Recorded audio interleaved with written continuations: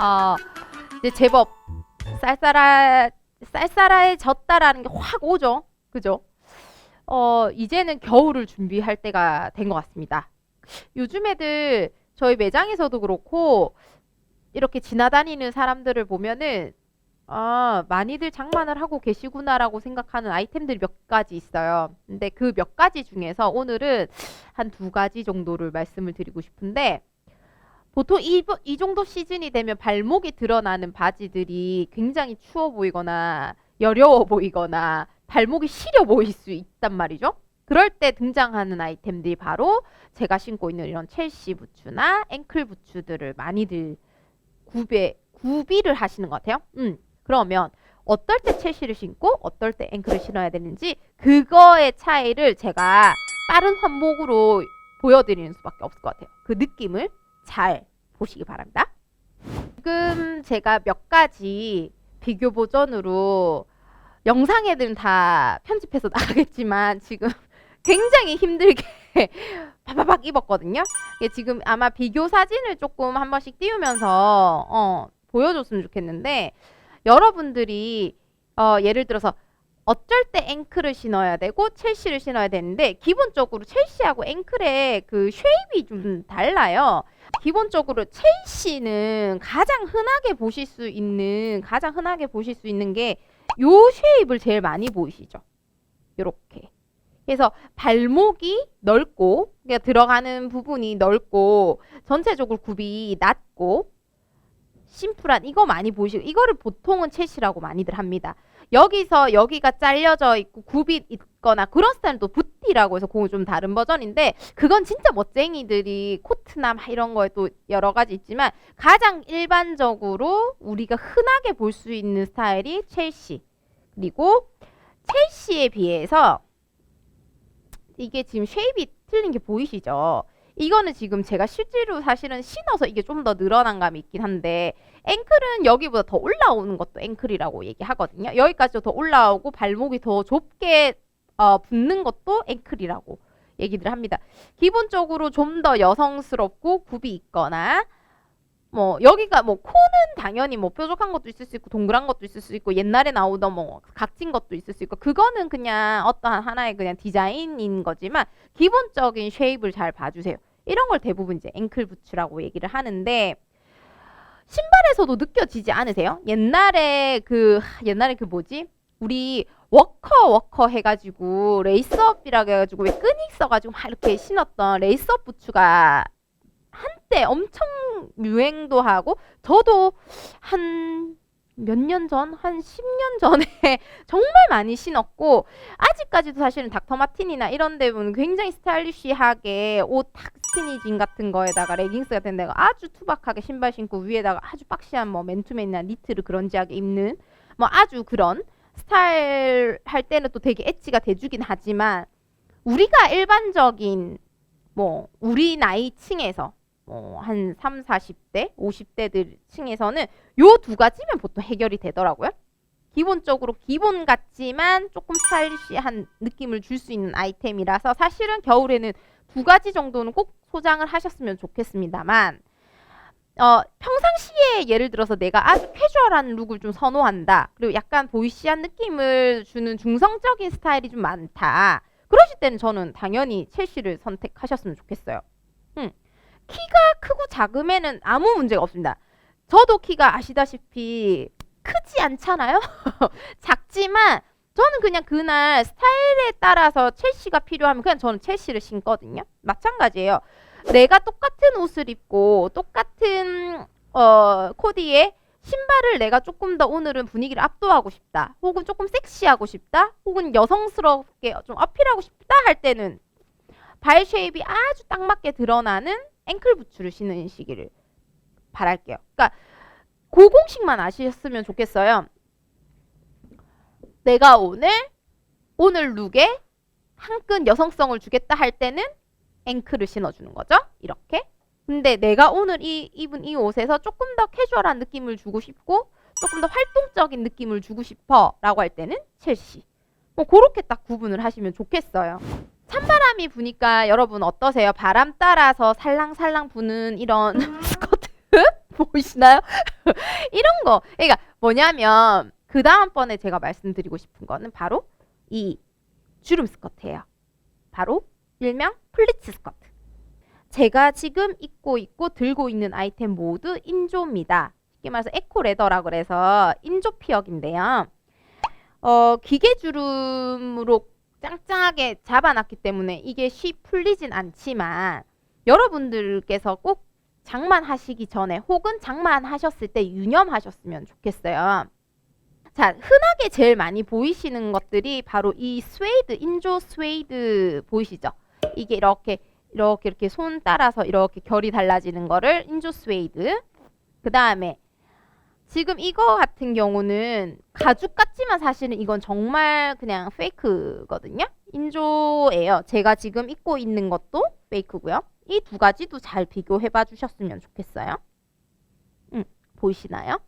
지금 제가 입고 있는 이 아이템보다 이거는 들어오는 입고 가격이 거의 2배 이상입니다.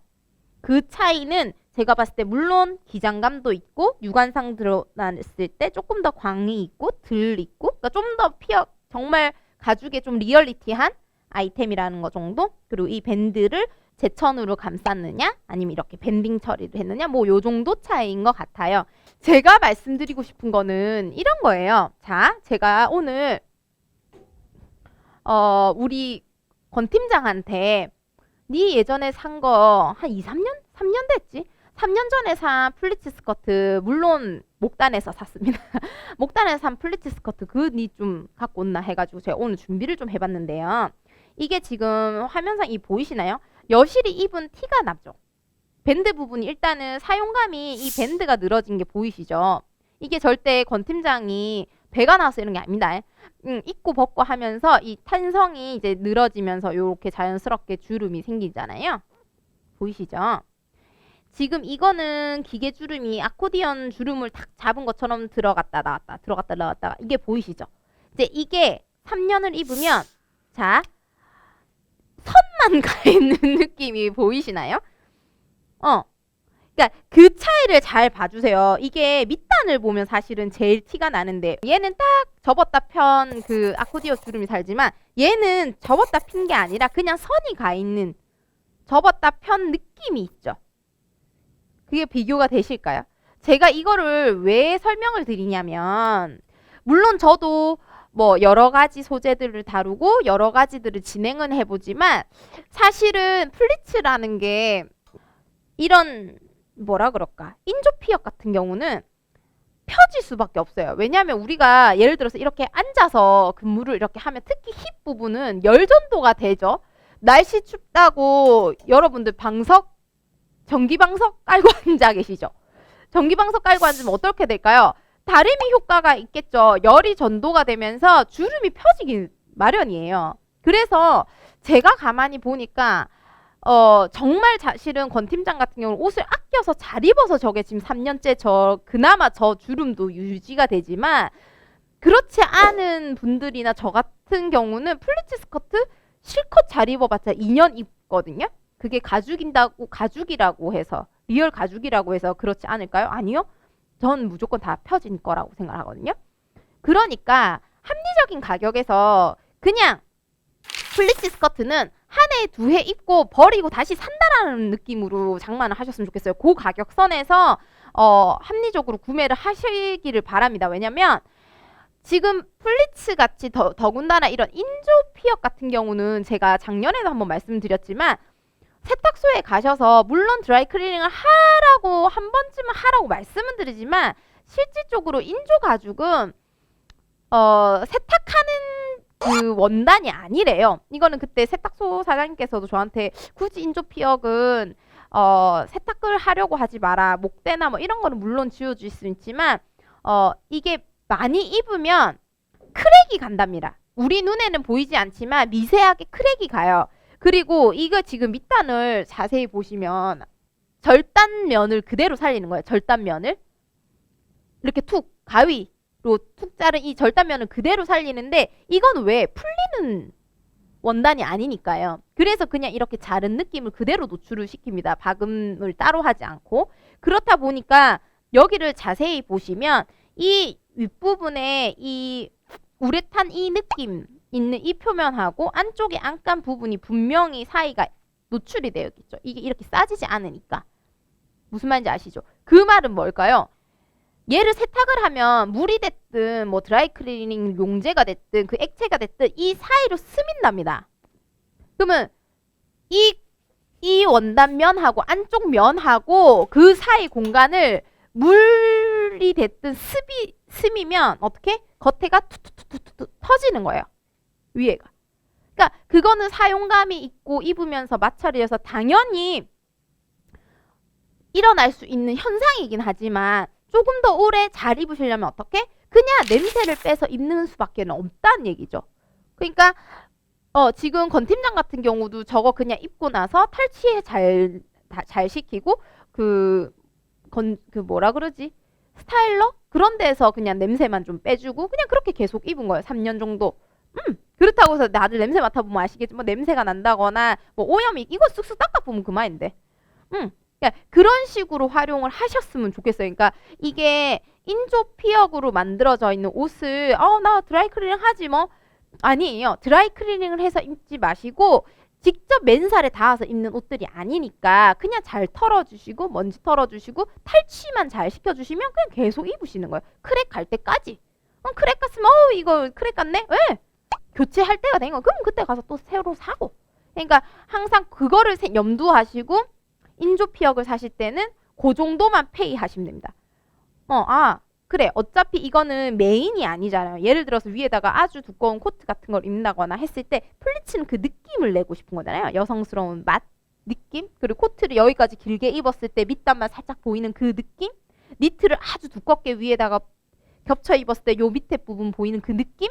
느낌만 내주는 얘는 그 일로 다 하는 거야. 지 역할을.